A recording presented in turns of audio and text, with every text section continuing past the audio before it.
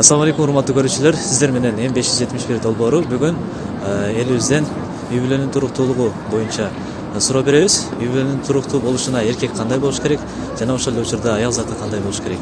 Биз менен бирге болуңуздар. Үй бүлөнүн туруктуулугу боюнча сизге суроо. Деги эле үй бүлөнүн ушундай бир жакшы жашоосу үчүн, үй бүлөнүн туруктуу болушу үчүн эркек кандай болуусу зарыл? Эркек бул имандуу болушу шарт биринчиден. Экинчиден бул имандуу эле болушу деп коет. Ошол айтайын дегенде имандуу болгон адам бүт жагынан аял затына камтоо болот экен. Ошондой эле койт. Рахмат. Ал эки адамдан зависит этет болуш керек. Эркек кандай болушу зарыл? Эң биринчиси сабырдуу болушу керек. Эң биринчи. Анан үй бүлөлүк каржылоо биздин мойнубузда да. Аны албетте кылышыбыз керек. Үй бүлөлүк каржылоону кылып койсок ошол үйдө көп ызы чуу болбойт го деп ойлойм да, мисалы. Ошол. Алла разы болсун, чоң рахмат. Алла разы болсун экен. Заты имандуу болуш керек. Бала бакканы багыш керек. Иман, адеп, ахлак үйрөтүш керек. Үйдө. Дагыстанда үйдөгү тарбияны эне алыш керек. Эне бериш керек үйдө тарбияны. Тарбияны ата бериш керек. Бизде байкелерибиз айтып калат эле, агайларыбыз айтып калат эле, дүйнө жүзүнүн тарбиялоочусу адамы бул эне депчи. Эне. Ошол сөз айткыңыз келген эле. Ооба, айткым келген. Чоң рахмат, бериңиз. Эркек чечкиндүү болуш керек, кайрымдуу болуш керек, үй бүлөсүнө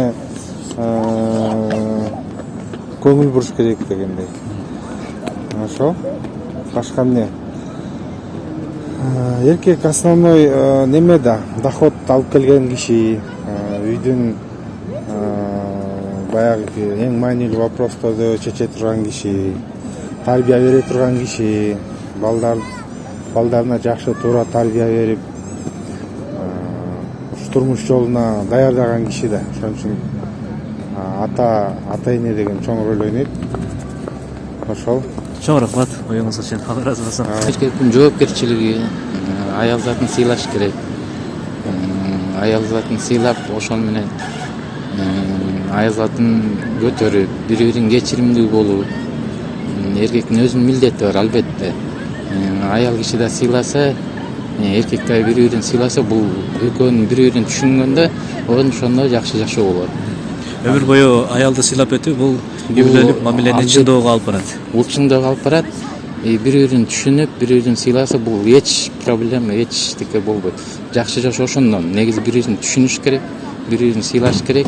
Эркек да аялга бири-бирин кечиримдүү болсо, бул жашоо аябай жакшы болот. Бири-бирин түшүнүп.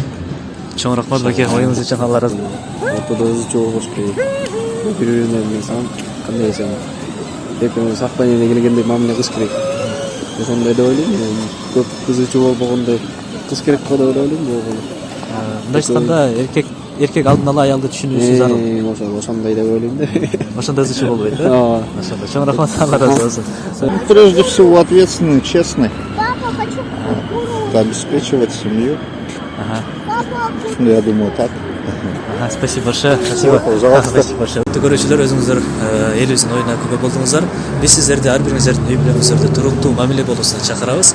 Аял заты өзүңүздөрдүн милдетин аткарууга, эркек заты өзүңүздөрдүн милдетиңиздерди аткарууга чакырабыз. Жана пайгамбарыбыздын куттуу хадисинде айтылат: силердин эң жакшыңар үй бүлөсүнө жакшы мамиле кылганыңар.